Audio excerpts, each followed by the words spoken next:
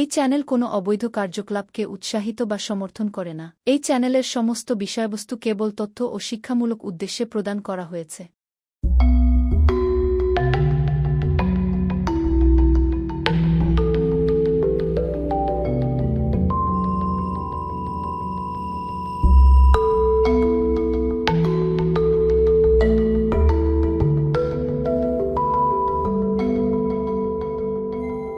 यदा यदा हि धर्मस्य ग्लानिर्भवति भारत अभ्युत्थानमधर्मस्य तदात्मानं सृजामि। परित्राणाय साधूनां विनाशाय च दुष्कृतां धर्म संस्थापनार्थाय সম্ভবামি যুগে যুগে। নমস্কার, আশা করি আপনারা ভালো আছেন, সুখে শান্তিতে আছেন, দিনগুলো আপনাদের ভালো কাটছে, কাজকর্ম ভালো হচ্ছে, আপনারা বহাল তবিয়তে আছেন। প্রথমে নমস্কার নেবেন আমার বন্ধু। আজকে যে বিষয় নিয়ে আমি আলোচনা করতে চলেছি সেটি হচ্ছে যে যাদের সদ্য প্রেমে ব্রেকআপ হয়ে গেছে, অর্থাৎ কেউ পাত্তা দিচ্ছেন না বা তাকে ব্লক করে দিয়েছেন বা এরকম কিছু যদি হয়, প্রেমে ব্রেকআপের জন্য নিদারুণভাবে কষ্ট পাচ্ছেন, ভুগছেন, নানা রকমভাবে মানে হতাশা নিরাশার অতল অন্ধকারে চলে গেছেন, তাদের জন্য কিন্তু একদম অব্যর্থ এই বশীকরণ আপনারা করে দেখতে পারেন। আপনার সেই প্রেমিক প্রেমিকা যাকে আপনি প্রচণ্ড ভালোবাসেন আর কি, সে কিন্তু আবার আপনার জীবনে পদার্পণ করবে এবং ফিরে আসবে। এটা কিন্তু পরীক্ষিত এবং প্রমাণিত টোটকা এবং অত্যন্ত সহজ কাজ।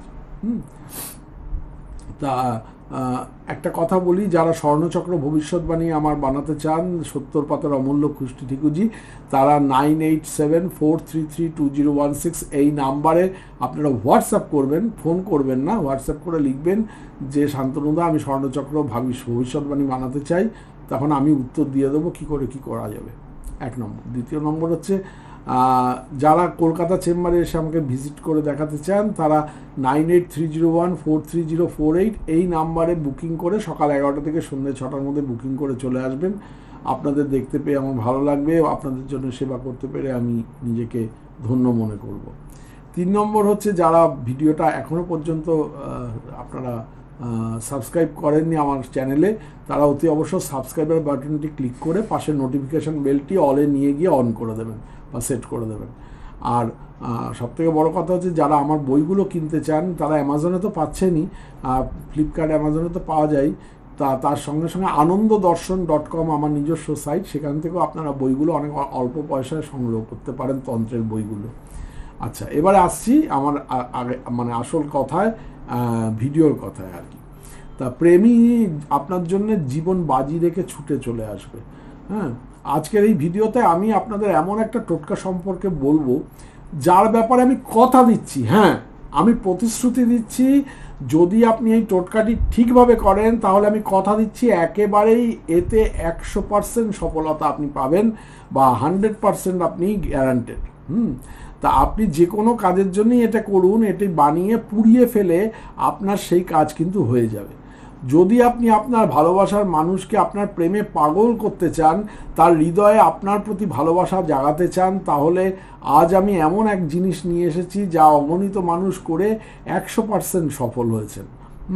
তা যদি আপনার প্রেমিক প্রেমিকা আপনাকে এড়িয়ে চলে, কথা না বলে, ছেড়ে চলে গেছে, আপনার প্রতি ঘৃণা তৈরি হয়েছে, তাহলে এই টোটকা আপনার সমস্ত প্রেম সংক্রান্ত সমস্যার কিন্তু সমাধান করে দেবে চটজলদি।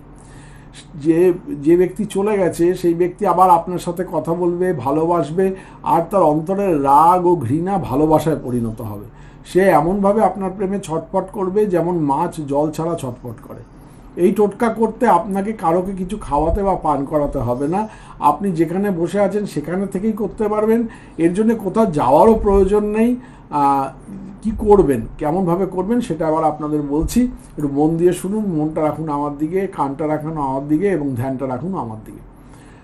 একটা সাদা কাগজ নিতে হবে, যে কোনো রঙের মার্কার, লাল হোক, নীল হোক, কালো হোক, মার্কার মানে জেল পেন আর কি, এটা নিতে হবে।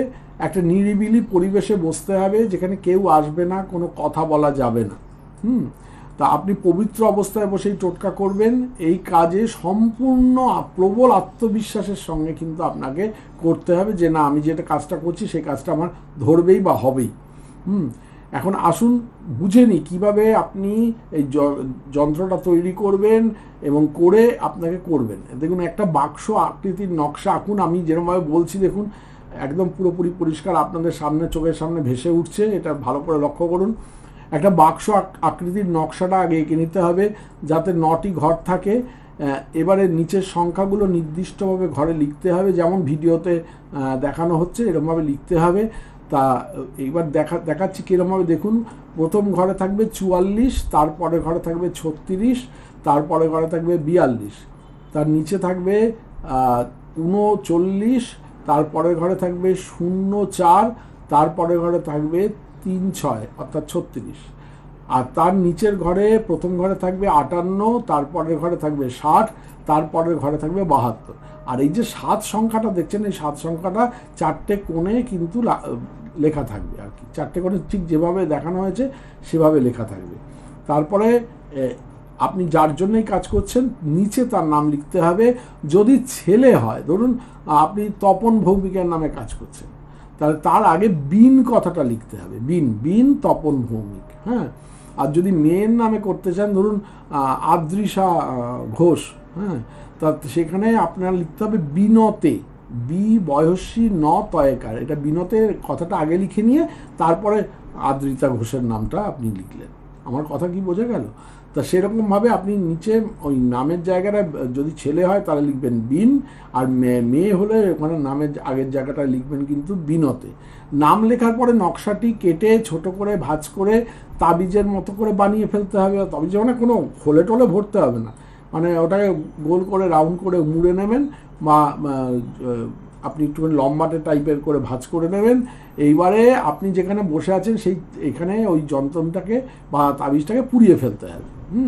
তা পুড়িয়ে ফেলতে হবে। পুড়ে যাওয়া ছাই আপনি পরিষ্কার জলে, চলমান জলে আপনি বা পুকুরে বা ভাসিয়ে দিতে পারেন, বা আপনি বাড়ির বাইরে আপনি ছাইটা ফেলে দিতে পারেন। হ্যাঁ, জানলা গলিয়ে ছাইটা ফেলে দিতে পারেন।